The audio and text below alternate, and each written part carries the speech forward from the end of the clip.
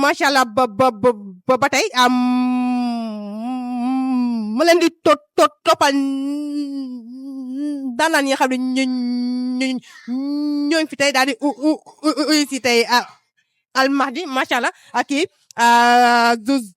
Tuzo l'international naanaan bu mag bi kenn dootu ko présenté dinaa la nuyu naa la. dama déggul li ngay wax de. yii rek laa dégg. ma ne dinaa la nuyu naa la. nuyu nga ma. fay naa la.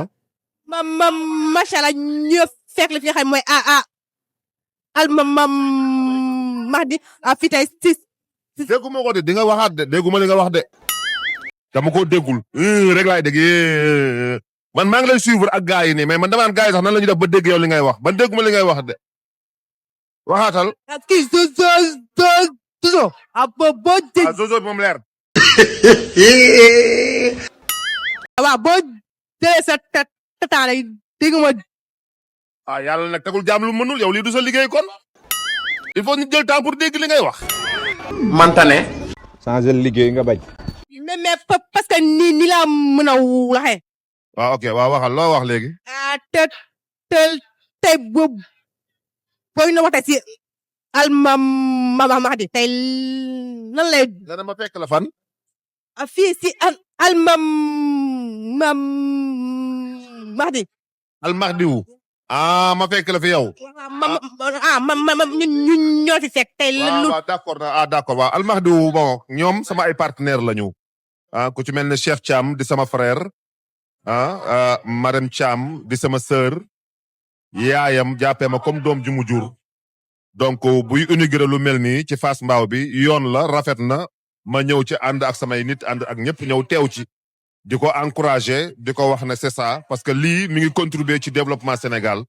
parce que mi ngi liggéeyloo ay doomu Sénégal mi ngi créer ay emploi donc c'est vraiment à encourager maa ngi koy encourager bu baax.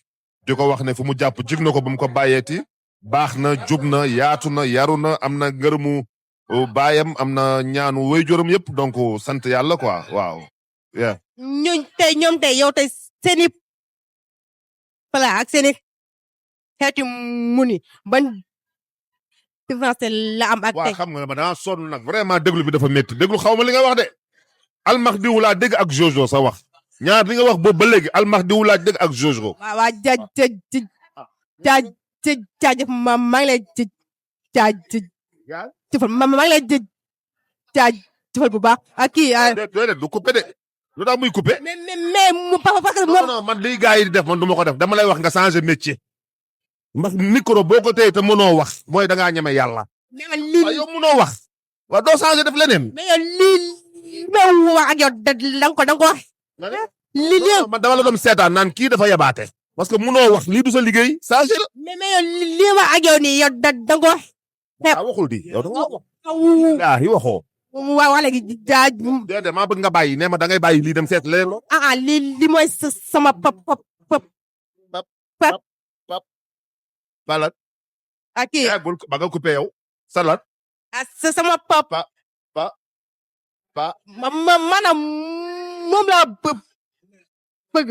bëgg rek mënoo koo wax. du sa liggéey nañu waxante dëgg bëgg. dafa yomba wax. mais nga ñëw ma jël la rek ngir yàlla nga ñëw. mais nga ñëw ñuy jouer nii théâtre man ak yow xam nga ngay jouer rôle ku dër. ñu bind ko scénariser ko ngay jouer rôle ku dër. dina tane mais lii moom di interview ay nit moom day sonn. te man lekk gu ma. ak saasal métier. nee ma da ngay bàyyi métier def leneen. booy ba nga coupé. boo coupé de. da ngay change ba boo coupé lii boo ko génnee ma porte la plainte fii ak nangu woo ne changé nga. da nga xool leneen loo def bàyyi lii du pour yow.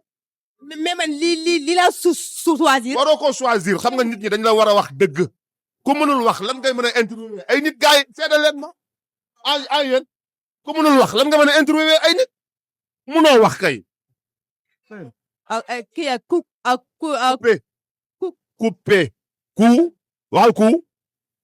waxal ku. p. nga boole ko ku. p nga coupé. coupé. coupé. voilà.